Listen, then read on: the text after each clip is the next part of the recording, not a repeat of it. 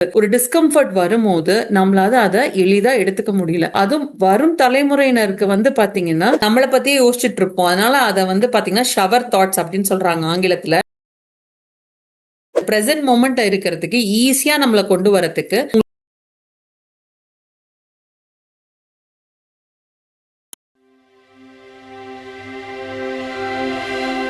அனைவருக்கும் மாலை வணக்கம். உங்கள் அனைவரையும் இந்த ஞான தமிழ் சார்பாகவும் BHF சார்பாகவும் வரவேற்கிறேன். நம்ம கடந்த சில வாரங்களாக ப்ரோகாஸ்டினேஷன், அதாவது தள்ளி போடுதல், சோம்பல், இந்த பத்தி நிறைய விஷயங்கள் பார்த்தோம். இன்னைக்கு நம்ம 2 டாபிக் பத்தி பேசலாம்னு பிளான் பண்ணியிருக்கோம். அப்போதைக்கு ஒழுக்கத்தின் பழக்கம், இல்ல அந்த ஒழுக்கம் நம்ம வாழ்க்கையில, அதாவது டிசிப்ளின் அப்படிதான் நம்ம ஆங்கிலத்துல சொல்றது, அதை பத்தியான விஷயங்களை நம்ம இன்னைக்கு பார்க்க போறோம். எப்பவுமே ஒரு ஒழுக்கத்தோட இருக்கும் போது நம்ம வாழ்க்கை ரொம்ப ஸ்மூத்தா ரன் ஆகும். ஆனா அந்த ஒரு பழக்கமா நம்ம ஒரு விஷயங்களை பண்றதுக்கு, ஒரு டிசிப்ளின்டா ஒரு வேலை பண்றதுக்கு நமக்கு ரொம்ப கஷ்டமா இருக்கும். அந்த கஷ்டங்கள் ஏன் வருது, அதை எப்படி நம்ம சமாளிக்கிறது அப்படிங்கறத பார்க்கலாம். இப்போ ஒரு டிசிப்ளின் அப்படின்னு நம்ம எடுத்துக்கிட்டோம் அப்படின்னா நம்ம என்ன பண்ணுவோம், அந்த மாதிரி யாரெல்லாம் அந்த ஒழுக்கத்தோட இருக்காங்களோ அவங்க என்னெல்லாம் பண்றாங்க அப்படிங்கறது பார்ப்போம். அதே மாதிரி இந்த சுய மோட்டிவேஷன், செல்ஃப் மோட்டிவேஷன் புக்ஸ் எல்லாம் படிச்சோம்னா வாழ்க்கையில வெற்றியாளர்களோ அவங்க ரொம்ப டிசிப்ளின்டா இருப்பாங்க. அவங்க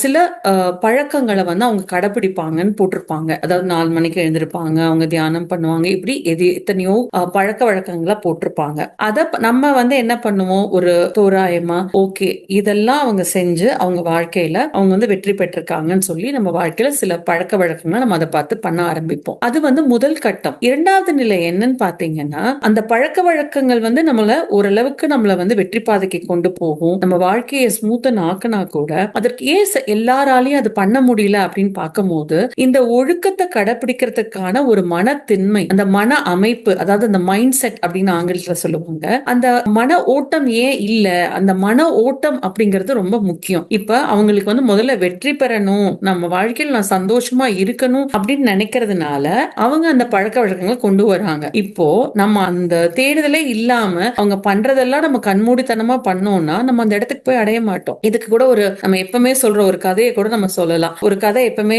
ஒரு குரு அவர் ஒரு ஆசையா ஒரு பூனையை வளர்ப்பாரு. அவர் எப்பவுமே இந்த சீடர்களுக்கு பாடம் எடுக்கும் போது அந்த பூனை அந்த பக்கமும் இந்த பக்கம் ஓடிட்டு இருக்கும். அவரோட கவனம் சிதறும். அதனால அவர் என்ன பண்ணுவாருன்னா, அந்த பூனைய சரி எங்கேயாவது போயிடக்கூடாதுன்றதுக்காக, அந்த கவனமும் அவரோட கவனமும் சிதறக்கூடாதுங்கிறதுக்காக அவர் அந்த பூனைய ஒரு தூண்ல கட்டி போட சொல்லுவாரு. ஆனா அவர் ஏன் கட்டி போட சொல்றாருங்கிறது அங்க இருக்கிற சீடர்களுக்கு தெரியாது. இது இந்த குரு தவறி போய் அடுத்த குரு வரும்போது அவருக்கு பாத்தீங்கன்னா ஏன் இந்த குரு செஞ்சாருன்றது தெரியாது. அவரும் என்ன சொல்லுவாருன்னா, அந்த பூனை எடுத்துட்டு கட்டி போடுங்க அப்படின்னு சொல்லுவாரு. சோ அந்த மாதிரி நம்ம இந்த பழக்கத்துக்கு பின்னாடி இருக்கிற அந்த மனத்தின்மை அப்படிங்கிறது முக்கியம். சோ இப்ப நம்ம குருட்டுத்தனமா போய் அவங்க அதெல்லாம் பண்றாங்க நம்ம பண்ணக்கூடாது. அதற்கு பின்னாடி இருக்கிற அந்த மனத்தின்மையையும் அந்த மன ஓட்டத்தையும் நம்ம முதல்ல புரிஞ்சுக்கணும். சோ இந்த மன ஓட்டத்துக்கு நம்ம முதல்ல என்ன பண்ணணும் அப்படின்னு பார்த்தா, அதுக்கு 3 விஷயங்கள் நம்ம பொதுவா பார்க்கலாம். ஒண்ணு நம்ம எப்பவுமே, அதுவும் இப்ப இருக்கிற காலகட்டத்துல, இந்த கடந்த ஒரு 10-15 வருட காலகட்டத்துல எது ரொம்ப இயல்பு நிலைக்கு மாறா பேசப்படுதுன்னா, நான் சௌகரியமா இருக்கணும், வாழ்க்கையில வெற்றி எப்பவுமே இருக்கணும், சந்தோஷமா இருக்கணும். சந்தோஷமா இருக்கலாம். இங்க சந்தோஷம், இப்ப நம்ம முந்தின தலைமுறைகள் சந்தோஷம் சொன்னது பொருட்கள் மேல இருக்கிற சந்தோஷத்தை சொல்லல. அவங்க சொன்னது உள்ளார்ந்த அந்த ஒரு சந்தோஷத்தை பத்தி சொன்னாங்க. அதாவது அந்த ஆனந்தத்தை பத்தி அவங்க பேசியிருக்காங்க. நம்ம இந்த புற விஷயங்கள்ல அந்த பொருள் இருந்தா எனக்கு சந்தோஷம், இதை அடைஞ்சிட்டுனா எனக்கு சந்தோஷம், இப்படின்னு நம்மளோட சந்தோஷங்களை வெளியில பாத்துக்கிட்டு இருக்கோம். அது ஒண்ணு. இன்னொன்னு பாத்தீங்கன்னா சௌகரியமா இருக்கணும். இப்ப நமக்கு நிறைய விஷயங்கள் இருக்கு நம்ம வேலைகளை எளிதாக்குறதுக்கு. முன்னாடி எல்லாம் ஒரு ஊருக்கு நம்ம சொந்தக்காரங்களுக்கு பேசணும் அப்படின்னா ஒரு கடிதம் எழுதுனா அது 3 நாட்கள் இல்ல 1 வாரம் ஆகும். இப்ப நினைச்ச உடனே அவங்கள நம்மளால வீடியோ கால் பண்ணி கூட பேச முடியும். இதெல்லாம் சௌகரியங்கள் தான். ஆனா எப்பவுமே என் வாழ்க்கை சௌகரியத்திலே இருக்கணும் நம்ம நினைக்க கூடாது. அந்த நினைக்கிற அந்த இதுதான் நமக்கு அசௌகரியம் வரும்போது, ஒரு டிஸ்கம்ஃபர்ட் வரும்போது நம்மளால அதை எளிதா எடுத்துக்க முடியல. அதுவும் வரும் தலைமுறையினருக்கு பாத்தீங்கன்னா அவங்களுக்கு தோல்வி அப்படிங்கறது எடுத்துக்க முடியாது,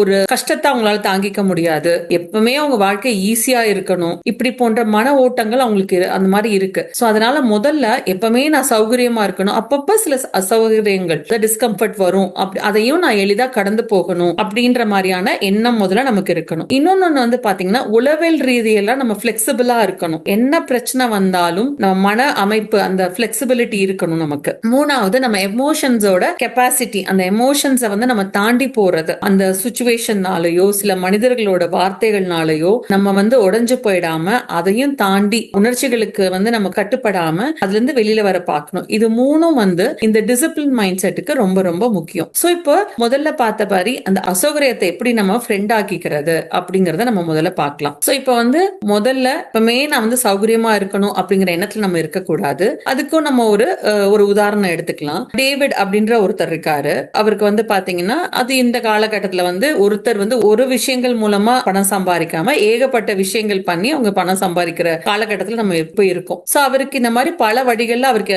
வந்து இன்கம் வந்துகிட்டு இருக்கு. சோ அதனால வந்து முதல்ல அவர் வந்து ஒரு என்டர்டெயின்மெண்ட்டுக்காக வந்து இந்த டிவி பாக்குறது இல்ல ஏதோ கேம் விளையாடுறது இப்படின்னு ஆரம்பிக்கிறாரு. சோ முதல்ல ஆரம்பிக்கும் போது ஒரு பாத்தீங்கன்னா ஒரு அரை மணி நேரமோ இல்ல ஒரு மணி நேரமோ அப்படிங்கிற மாதிரி அவர் ஆரம்பிக்கிறாரு. அப்போ அவருக்கு அந்த வேலையை செய்யும் போது அந்த கேளிக்கை அந்த என்டர்டெயின்மெண்ட்டுக்கு வந்து பாத்தீங்கன்னா அது பண்ணும் போது அவருக்கு ரொம்ப சந்தோஷம் வர ஆரம்பிக்குது. நாட்கள் செல்ல செல்ல செல்ல வந்து பாத்தீங்கன்னா அந்த ஒரு மணி நேரங்கிறது 1.5 மணி நேரம் ஆகுது, 2 மணி நேரம் ஆகுது.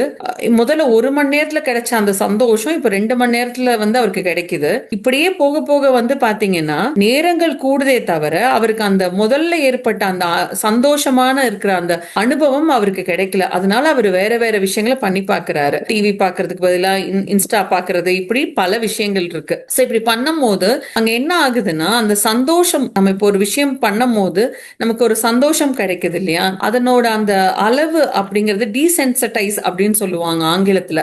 இதுக்கு என்ன ஒரு உதாரணம்னா, முதல்ல நம்ம ஏதாவது நமக்கு ஒரு பிடிச்ச பொருளை, ஒருத்தருக்கு பீஸா பிடிக்குதுன்னு வச்சுக்கோங்களேன், முதல்ல ஒரு பீஸ் சாப்பிடுவாங்க, அவங்களுக்கு ஒரு சந்தோஷம் கிடைக்கும். 2வது பீஸ் சாப்பிடும் போது அந்த சந்தோஷத்தினோட அளவு வந்து கொஞ்சம் குறையும். இப்படியே வந்து 4வது பீஸ் ஒரு 5வது பீஸ் சாப்பிடும் போது மொத்தமா அந்த சந்தோஷம், இந்த முதல் பீஸ் சாப்பிடும் போது கிடைச்ச அந்த சந்தோஷம் அந்த 4வதோ இல்ல 5வது பீஸ் கிடைக்கும் போது அந்த சந்தோஷத்தினோட அளவு வந்து குறைஞ்சிருக்கும். ஆனா இவங்களுக்கு எப்படி இருக்கும்னா அந்த முதல் பீஸ் சாப்பிடும் போது ஏற்பட்ட அந்த அனுபவம் வேணும்னு இவங்க திரும்ப திரும்ப பண்ணிக்கிட்டே இருப்பாங்க. சோ இந்த மாதிரி நம்ம வந்து பண்ணவே கூடாது. ஏன்னா நம்மளோட உடம்பு வந்து அந்த சந்தோஷத்தினால அத மிகைய ஆகும் போது அது டீசென்சிடைஸ் ஆயிடுது. சோ அதனால எப்பவுமே நம்ம சௌகரியத்துக்குள்ளேயே இருக்கணும், டிஸ்கம்ஃபர்ட் ஆகவே கூடாதுன்றத நம்ம நினைக்கவே கூடாது அப்படின்னு சொல்றாங்க. சோ இது வந்து ரொம்ப முக்கியமான ஒரு மைண்ட் செட்டுக்கு முக்கியமான பாயிண்ட். சோ இப்ப அந்த கன்வீனியன்ஸும் நம்ம வந்து எப்பவுமே இலகுவா இருக்கணும்ன்றது இல்லாம டிஸ்கம்ஃபர்ட்டை வந்து நம்ம வந்து செயற்கையா நமக்குள்ள பண்ண ஆரம்பிக்கணும் நம்ம வாழ்க்கையில அப்படிங்கறதும் ஒரு ஜாப்பனீஸ் கான்செப்ட். அது வந்து பாத்தீங்கன்னா மிசோகி அப்படிங்கிற ஒரு கான்செப்ட்,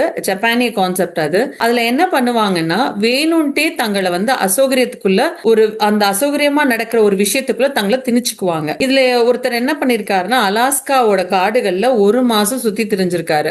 தன்னை வந்து அசௌகரியத்துல போட்டுக்கிறதுக்காக அங்க வந்து உணவு இல்ல, சில நேரம் வந்து பனிகள்ல வந்து அவரு காட்டுல வந்து அவர் நடந்து போயிருக்காரு. இப்படி பல விஷயங்களை பண்ணி அதுல இருந்து அவருக்கு என்ன கிடைச்சிருக்கு அப்படின்னா இப்பேற்பட்ட சூழ்நிலையிலும் தன்னால இருந்துக்க முடியும். அதை வந்து உணர்வு பூர்வமா அவருக்கு வந்து புரிஞ்சிருக்கு. சோ நம்ம வந்து இப்ப நான் சொல்லிட்டேன் அப்படிங்கிறதுக்காக நாளைக்கே நம்ம யாரும் வந்து காடுகளுக்கு போக சொல்லல.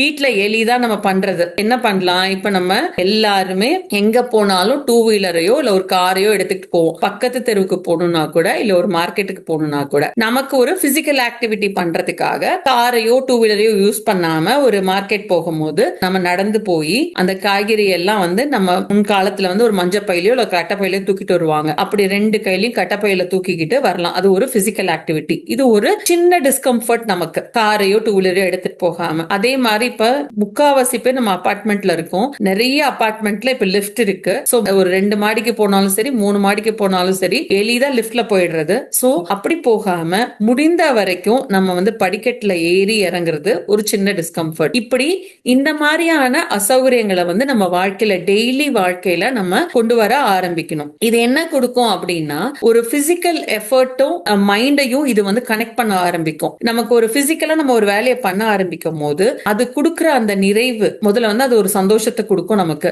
ஓகே இது கூட என்னால பண்ண முடியுது அப்படின்ற ஒரு சின்ன சந்தோஷம், ஒரு கான்பிடன்ஸ் நமக்கு வரும். சோ இது வந்து பாத்தீங்கன்னா அது ஒரு முதல் விஷயம். 2வது வந்து பாத்தீங்கன்னா நம்ம எதையுமே ஒரு டிபெண்டன்சி நமக்கு அங்கே இருக்கவே இருக்காது. என்னால வந்து பண்ண முடியும், அந்த அசௌகரியத்தையும் நான் கடந்து வந்துட்டேன், ஒரு சின்ன அசௌகரியம் அதை நான் கடந்து வந்துட்டேன் அப்படின்ற அந்த ஒரு எண்ணம் வந்து நமக்கு வர ஆரம்பிக்கும். சோ ஒரு டிஸ்கம்ஃபர்ட் குள்ள நம்ம போகும்போது அதை நம்ம எளிதா கடந்து வந்துட்டோம் அப்படின்னு நம்ம நினைக்கும் போது நமக்கு என்ன வரும்னா அடுத்து வர அசௌகரியங்களையுமே நம்மளால எளிதா கடக்க முடியும் அப்படிங்கிற அந்த கான்பிடன்ஸும் நமக்கு இது மூலமா கிடைக்கும். சோ இதுக்குமே அவங்க ஒரு 2 கண்டிஷன் சொல்றாங்க. ஒண்ணு, நம்ம இந்த மாதிரியான ஒரு ஆக்டிவிட்டி நம்ம தேர்ந்தெடுக்கும் போது ஒரு 50% அது நமக்கு கஷ்டமானதா இருக்கணும். அதாவது ஒரு இடத்துல வந்து நம்மளோட மன உறுதி வந்து கொஞ்சம் குறையிற மாதிரியான விஷயம் இருக்கிற மாதிரி இருக்கணும். அதாவது எளிதான ஒரு பிசிக்கல் ஆக்டிவிட்டியோ அந்த மாதிரி எடுக்காம ஒரு 50% அது வந்து நமக்கு ஒரு கஷ்டமான விஷயமா இருக்கணும்.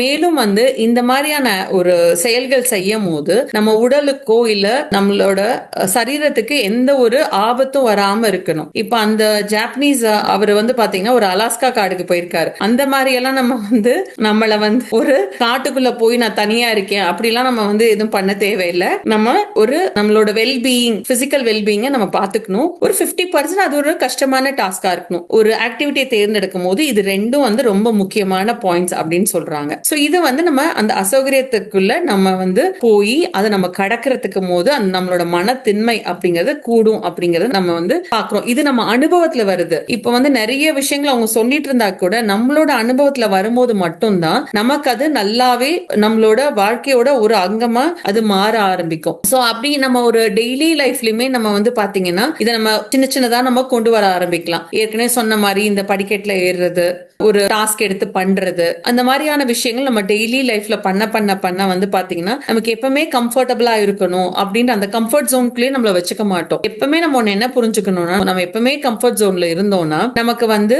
ஃபெயிலியரை பார்த்து ஒரு பயம் வரும். அன்சர்டனிட்டி, அதாவது என்ன நடக்கும், இப்படி நடக்குமா அப்படி நடக்குமா அப்படிங்கிற மாதிரியான அந்த பயங்கள் நமக்கு எப்பவுமே இருந்துட்டு இருக்கும். நமக்கு தெரியாத விஷயத்த பத்தியான பயம் அப்படிங்கிறது நம்மளால அடுத்த ஸ்டெப் நம்மளோட growthக்கு வந்து நம்மளால எடுத்து வைக்க முடியாது. சோ கம்ஃபர்ட் ஜோன்லயே இருந்தோம்னா நமக்கு வந்து பாத்தீங்கன்னா வளர்ச்சியும் நம்மளோட வளர்ச்சியும் இருக்காது. சோ அதனால கம்ஃபர்ட் ஜோன்ல எப்பவுமே இருக்க கூடாது. ஒரு 10 to 20% நம்மள டிஸ்கம்ஃபர்ட்ல வச்சுக்கிட்டே இருக்கணும் அப்படின்னு சொல்றாங்க. சோ அடுத்தது வந்து பிசிக்கலுக்கு வந்து பாத்தீங்கன்னா ஃபாஸ்டிங் அப்படிங்கிறது ரொம்ப ரொம்ப முக்கியம். நமக்கு வந்து ஃபாஸ்டிங் பண்ணும் போது என்ன ஆகும்னா நம்மளோட இயற்கையான இருக்கிற அந்த ரொட்டீன்ல இருந்து நம்ம அன்னைக்கு ஒரு புது தன்மையில இருப்போம். அந்த தன்மைக்கு அதுவும் ஒரு டிஸ்கம்ஃபர்ட் தான் பிசிக்கல் லெவல்ல. இப்ப 3 நேரம் சாப்பிட்டு இருப்போம். இப்ப நம்ம ரிட்ரீட்ஸ்க்கே போயிருக்கோம். அங்க வந்து பாத்தீங்கன்னா லிக்விட் டயட்ல இருப்போம் ஒரு 3-4 நாள். அது வந்து ஒரு 3 நேரம் நம்ம சாப்பிட்டுட்டே இருந்துட்டு இவ்வளவு நாள் திடீர்னு வந்து மாறும் போது அந்த ரிட்ரீட் போறதுக்கு முன்னாடி வந்து பாத்தீங்கன்னா எல்லாருக்கும் நிறைய பேருக்கு என்ன பயமா இருக்குன்னா லிக்விட் டயட் இருந்துட முடியுமா, பசிச்சா என்ன பண்றது, வேற ஏதாவது கொடுப்பாங்களா இப்படின்னு வந்து இந்த ஃபர்ஸ்ட் டைம் பார்ட்டிசிபென்ட் ஆகிறவங்க எல்லாமே இந்த மாதிரியான கேள்விகள் கேட்பாங்க. அதை பத்தியான பயம் இருக்கும். ஆனா அதே நீங்க முடிச்சதுக்கு அப்புறம் வந்து அந்த ரிட்ரீட் பார்ட்டிசிபென்ட் முடிஞ்சதுக்கு அப்புறம் கேட்டீங்கன்னா அது நாங்க ரொம்ப எளிதா கடந்துட்டோம்னு நிறைய பேர் சொல்லுவாங்க. இல்ல சில பேர் இப்படி ஒரு டிஸ்கம்ஃபர்ட் இருந்தது ஆனா அதையும் நான் கடந்துட்டேன், அதை எப்படி அவங்க இது பண்ணாங்க அப்படிங்கறதுமே அவங்க ஒரு எக்ஸ்பீரியன்ஸா சொல்லுவாங்க. சோ ஃபாஸ்டிங்கும் பாத்தீங்கன்னா ரொம்ப ரொம்ப முக்கியம். அது வந்து நம்ம ஒரு பிசிக்கலா ஒரு சாப்பாடு அப்படின்றது மட்டும் கூட நீங்க பார்க்காம அந்த 3 நேர வேலை நம்ம சாப்பிடாம இருக்கும் போது நம்ம மனசுல என்னென்ன எண்ணங்கள் வருது, அதை எப்படி நம்ம கடந்து போறோம் அப்படிங்கறது வந்து அந்த உள்ளார்ந்த அந்த ஆக்டிவிட்டி, நம்மளோட மைண்ட் லெவல் ஆக்டிவிட்டி. அது இப்ப வந்து பாத்தீங்கன்னா இன்னொரு பெஸ்ட் ஃபீலிங் என்ன அந்த ஃபாஸ்டிங்ல அப்படின்னு பார்த்தா நம்ம எதையாவது ஒண்ணு சாப்பிடணும்னு, ஃபார் எக்ஸாம்பிள் ஒரு இனிப்பு சாப்பிடணும்னு நம்ம நினைக்கிறோம். அந்த இனிப்பு சாப்பிடணும்னு நமக்கு ஒரு எண்ணம் வருது, ஒரு கிரேவிங் வருது. ஆனா அதை நம்ம சாப்பிடாம கொஞ்ச நேரம் இருந்தோம்னு வச்சுக்கோங்களேன், ஒரு 5 நிமிடமோ இல்ல 10 நிமிடத்துல அந்த எண்ணம் வந்து அப்படியே வந்து குறைஞ்சிரும். அந்த எண்ணம் வந்து அப்படியே ஏறி நம்ம அதை செய்யாம இருக்கும் போது, அந்த ஸ்வீட்டை சாப்பிடாம இருக்கும் போது அந்த எண்ணம் குறையுது இல்லையா, அந்த இதை பாக்குறதுங்கிறது வந்து ஒரு பெஸ்ட் ஃபீலிங் அப்படின்னு சொல்றாங்க.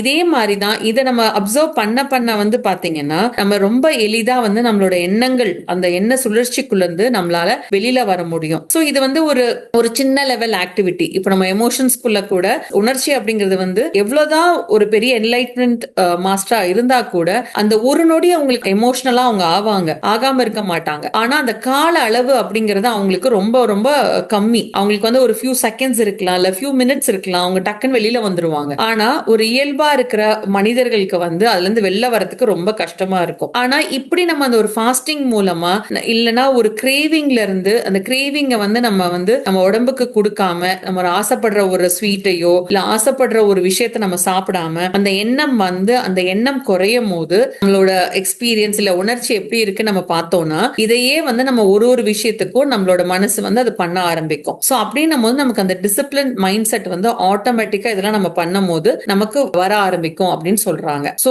அந்த பிசிக்கல் ஆக்டிவிட்டி, கஷ்டமா இருக்கிற அந்த பிசிக்கல் ஆக்டிவிட்டியும் நம்மளோட மென்டல் லெவல் ஆக்டிவிட்டியும் வந்து ஒன்னோட ஒண்ணு ஒண்ணு வந்து தொடர்புடையது அப்படிங்கறத நம்ம பார்த்திருக்கோம். அதுக்கப்புறம் இந்த பிசிக்கல் ஆக்டிவிட்டி பண்ணும்போது அதனால வர ரிசல்ட், இப்போ ஃபார் எக்ஸாம்பிள் இப்போ ஜிம்முக்கு போய் நிறைய பேர் வந்து பாத்தீங்கன்னா அவங்களோட பாடியை ஷேப் அப் பண்ணுவாங்க. அது வந்து பண்ண ஆரம்பிச்ச முதல் நாள்ல வந்து அது நடக்கவே நடக்காது. அதற்கு வந்து ஒரு ஒரு குறிப்பிட்ட கால அளவு அவங்க ஒரு நாளும் வந்து பாத்தீங்கன்னா மழையோ வெயிலோ, நம்ம சொல்லுவோம் இல்லையா, மழையோ வெயிலோ அது வந்து பண்ணியே ஆகணும், செஞ்சே ஆகணும், ஜிம் போயே ஆகணும். ஆனா அதற்கான பலன் வந்து ஒரு குறிப்பிட்ட கால அளவுக்கு அப்புறம் அது தெரிய ஆரம்பிக்கும். ஆனா அது அந்த ரிசல்ட் வர்றதுக்கு முன்னாடி அவங்களுக்கு என்ன ஒரு மனநிலையில இருந்தாலும் அவங்க கட்டாயம் அந்த பிராக்டிஸ பண்ணிக்கிட்டே தான் இருக்கணும். இப்ப நம்மளோட மெடிடேஷன்லயும் அப்படிதான். நம்ம மூச்சை கவனிக்கிறோம்.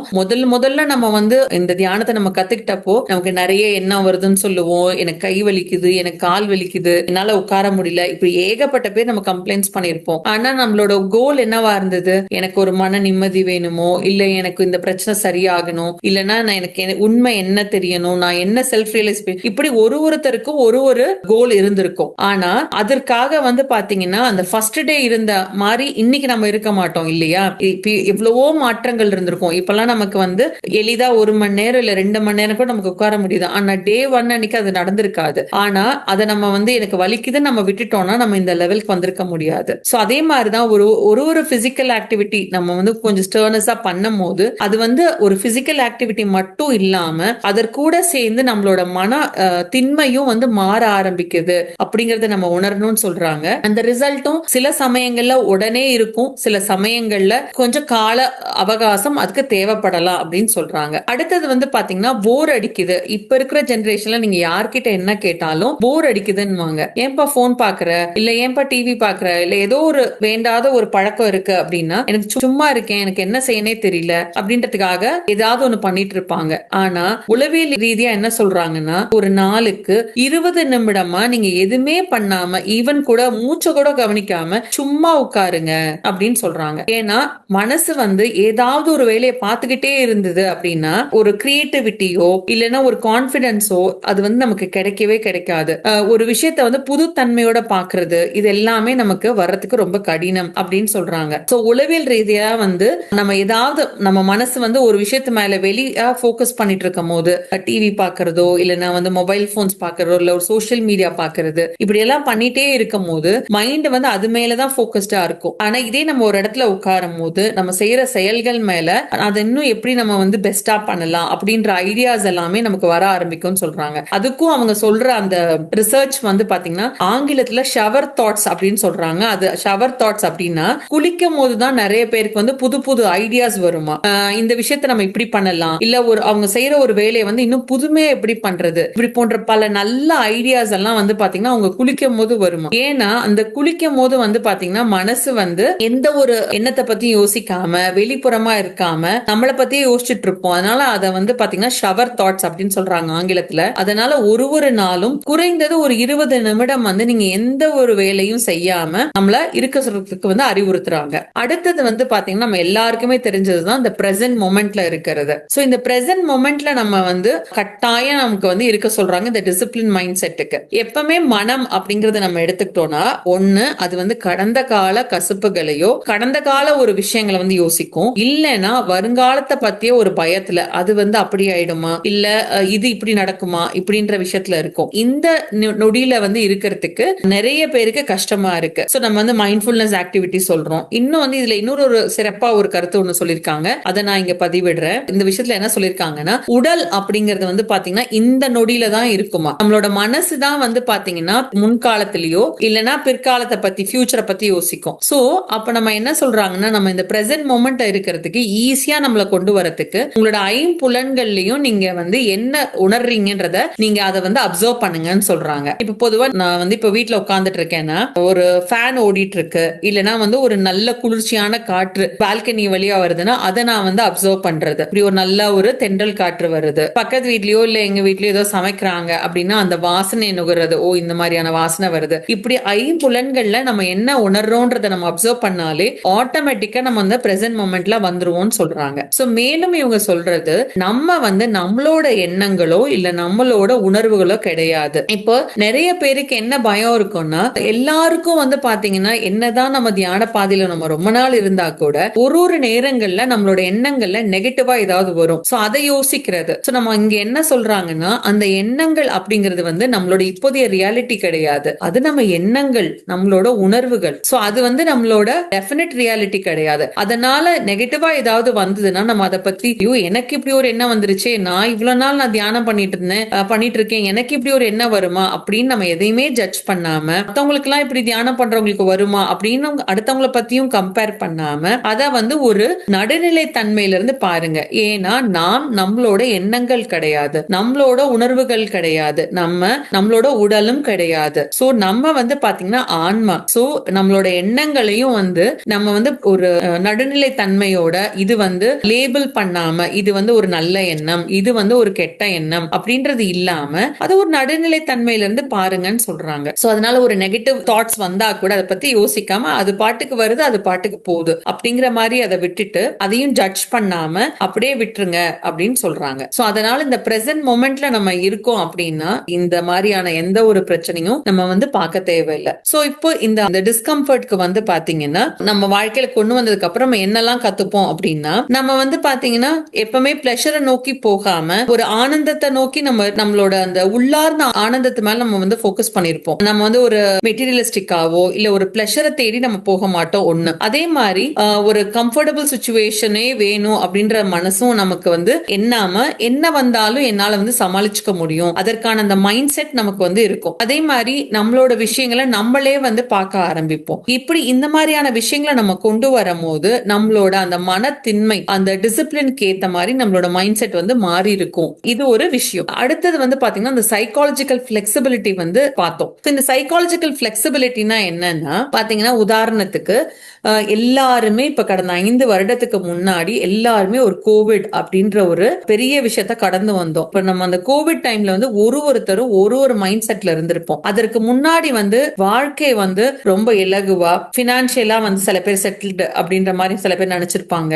சில பேருக்கு எனக்கு என்ன சூழ்நிலை வந்தாலும் நான் அதை வந்து கடந்து போயிருவேன் அப்படின்ற மாதிரி எண்ணங்கள்ல இருந்தா கூட கோவிட் டைம்ல வந்து பாத்தீங்கன்னா நிறைய பேருக்கு வேலை இன்செக்யூரிட்டி இருந்தது, ஜாப் இன்செக்யூரிட்டி இருந்தது. அப்ப பினான்சியலா முன்னாடி வந்து 10 வருஷம் எனக்கு இந்த வேலை இருக்கு, என் வாழ்க்கையை வந்து நான் கடந்துருவேன் ஈஸியா அப்படின்னு நினைச்சிட்டு இருந்தவங்களுக்கு வந்து அந்த ஜாப் இன்செக்யூரிட்டி வரும்போது அவங்களோட மனநிலைமை வந்து மாறி இருக்கு. அதுக்கப்புறம் வந்து பாத்தீங்கன்னா ஒருத்தருக்கும் வீட்டை விட்டு கூட நம்மளால வெளியில போக முடியல. அதை எல்லாரும் எப்படி ப்ராசஸ் பண்ணோம். சில பேர் வந்து ரொம்ப நான் வந்து மெச்சூர்டான ஆள், வயசு, அதாவது நம்ம மெச்சூரிட்டி வந்து வயசை வச்சு கனெக்ட் பண்ணிருப்போம். ஆனா நிறைய பேர் வந்து முடங்கி போயிட்டோம் பயத்தினால. என்ன நடக்கும், ஒரு சளி, அதாவது இவ்வளவு நாள் சளி அப்படிங்கிறது வந்து ஒரு ஈஸியா விட்டது. கோவிட் டைம்ல நமக்கு லைட்டா தொண்டை லைட்டா கட்டியிருந்தா கூட நம்ம பயந்துருப்போம். சோ இந்த மாதிரியான விஷயங்கள் நிறைய வந்து அப்ப நடந்தது. சோ இது மூலமா வந்து நம்ம என்ன கத்துக்கணும், என்ன நம்ம வந்து கோரிலேட் பண்றோம்னா, இதுக்கு ஒரு உதாரணம் கூட எடுக்கலாம். அப்ப வந்து நமக்கு வந்து பாத்தீங்கன்னா அடுத்த தெருவுக்கு கூட நம்மளால போக முடியல அந்த நேரத்துல. இப்போ இதுக்கு ஒரு உதாரணம், ஒரு பொண்ணு இருக்காங்க, அவங்களோட அம்மா வந்து ஒரு அடுத்த மாவட்டத்துல இருக்காங்கன்னு வச்சுக்காங்க,